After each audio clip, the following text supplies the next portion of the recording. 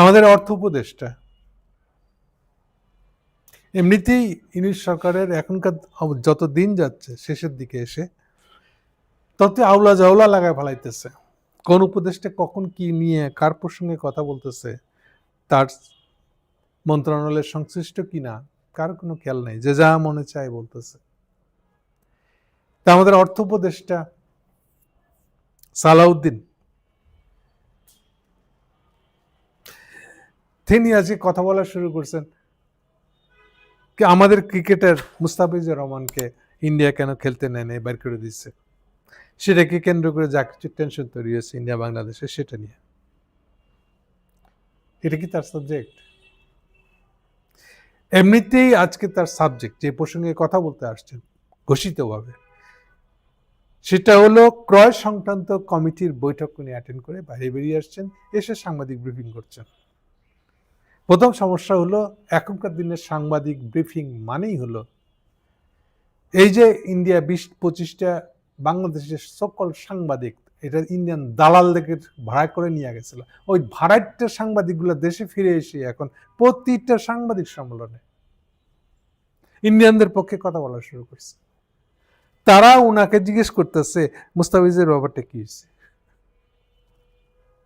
সাংবাদিকরা জানতে চান ভারতের সাথে সরকার যখন ভারতের সাথে সম্পর্ক উন্নয়নের কথা বলছে, এটা কোথায় কথা বলছে সম্পর্ক উন্নয়নের কথা? এগুলা দালালি ইন্ডিয়া গিয়ে করেন আপনারা। ইউনিট সরকার কোথায় ভারতের সাথে সম্পর্ক উন্নয়নের কথা বলছে? এইটা নিয়ে ওনারা কথা পারছেন। দেখেন কি কথাটা কি, সরকার যখন ভারতের সঙ্গে সম্পর্ক উন্নয়নের কথা বলছে তখন মুস্তাফিজকে আইপিএল থেকে বাদ দেওয়া এবং এর জেরে বাংলাদেশের আইপিএল এর সম্প্রচার বন্ধ হওয়ার বিষয়টি ভবিষ্যতে কোনো প্রভাব ফেলবে কিনা, এটা সাংবাদিক জিজ্ঞেস করছে অর্থ উপদেষ্টাকে। আচ্ছা বলেন, এটা কি অর্থ উপদেষ্টা এই প্রশ্নের উত্তর দেওয়ার কথা? এই ব্যাককেল নিজে আবার যেচে ওইটার মধ্যে গেছে, যাওয়ার পরে সে নিজেই কিন্তু বলতেছে এটা নিয়ে আপনারাও পররাষ্ট্র উপদেষ্টার সাথে কথা বলে, তাহলে আপনি মুখ খুলছেন কেন, এত কথা বলছেন কেন? শুধু তাই না, এত এমন কথা বলতেন যে সেটা নিয়ে, এটা আমি পড়তেছি আপনাদেরকে যুগান্তরের রিপোর্ট, একই ধরনের রিপোর্ট করছে আপনার টিভিএস। ব্যাককেলে হলে যা হয়, একদিকে উনার দোস্ত হলো আমাদের মির্জা ফখরুল, বাসায় গিয়ে আড্ডা মারে, ওই ছবি আমরা দেখছি ভিডিও। আর একদিকে উনি আবার ইউনিট সাহেবের যত কায়দা করে বলার কথা সেগুলো উনার মুখ দিয়ে আসে। খাদ্যমন্ত্রী বলতে পারেন না যে উনি কেন খাদ্যের দাম কমাইতে পারছেন না, চালের দাম কমাতে পারছেন না কেন? উনি এখানে এসেছে জবাব দেয় এটা আমরা পারবো না, এটা রাজনৈতিক সরকার না হলে হবে না। দেখেন চাউলের দাম 100 টাকা বানা রাখছেন, এখন উনি বলেন যে এটা উনার বলার কথা। খাদ্যমন্ত্রী সাংবাদিকদের সামনে আসে না, লুকায় থাকে। চাউলের দাম বাড়তেছে, উনি খালি চাউল আমদানি করেন, বাংলাদেশের চাল আমদানির কোনো দরকার নেই।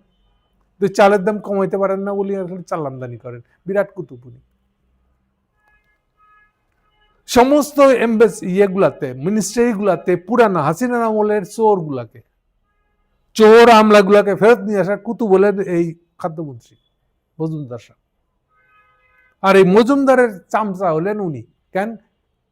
ইউনুস সাহেব বলে দিছে ওই চামচাকে একটু রিলিভ করে দিতে, সেই জন্য আপনি সালেউদ্দিন সাহেব সব বিষয় নিয়ে কথা বলতে চান কেন? এটা কি আপনার সাবজেক্ট?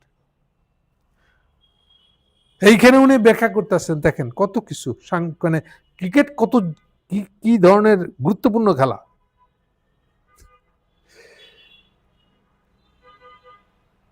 আজকের ক্রয় কমিটির বৈঠকে খেলাধুলা নিয়ে একেবারে আলোচনা হয় না। ক্রয় কমিটির বৈঠকে খেলাধুলা নিয়ে আলোচনার কি আছে? এটা কি আপনার সাবজেক্ট হবে? তাহলে এই কথা, এত কথাও তো বলার দরকার ছিল না, বলে সোজা বলে দিতেন এটা আমার মন্ত্রণালয়ের আলোচনার বিষয় না, কথা হচ্ছে। আপনারা এইসব প্রসঙ্গে তুলছেন কেন? কিন্তু আপনি করলেন না সেটা। পাল্টা নির্বাচনের 2 মাস আগে এমন ঘটনা রাজনৈতিক কিনা এই প্রশ্নের উত্তর দিতে যাচ্ছে, যে বলেন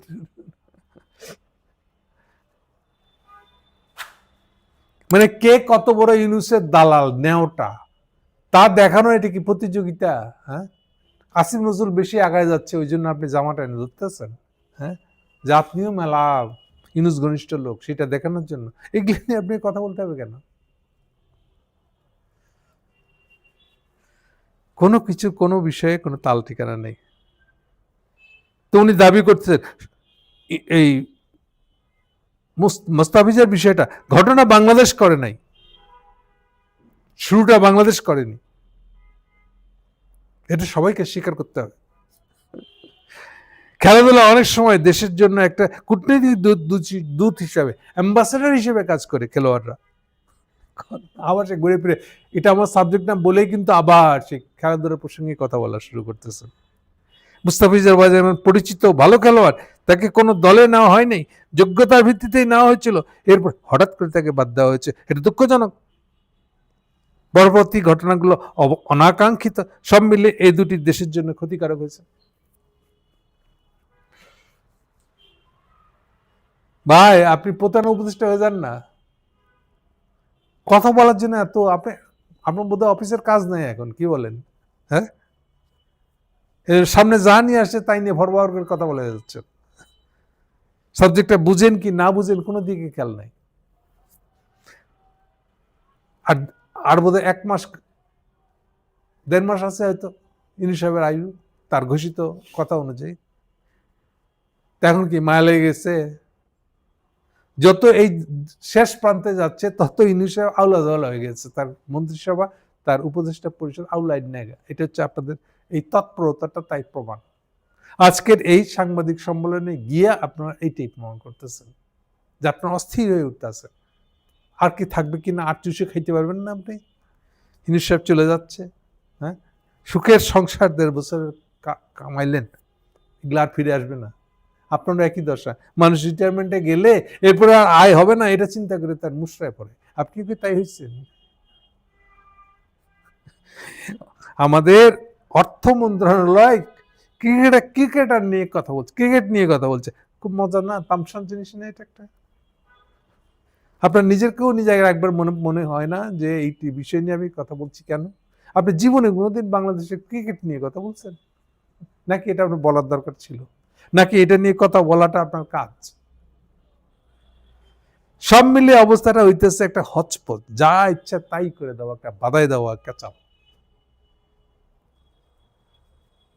দেখেন, যা ভালো বুঝেন আপনারা, বিশাল কুতুব আপনারা, এটা দিয়ে বোঝা যাচ্ছে যে হিসেবে শেষটা কেমন করে হবে, কেমন হবে।